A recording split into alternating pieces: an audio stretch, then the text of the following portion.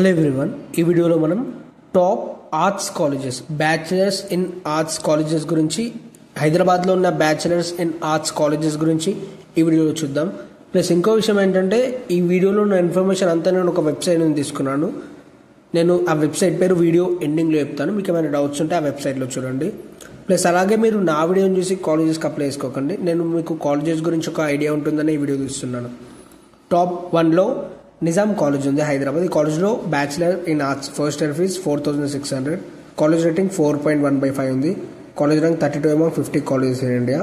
Next college top 2లో AB college of arts, science and commerce ఉంది. కాలేజ్లో BA first year fees, bachelor in arts first year fees 8,000 ఉంది. Rating 4/5.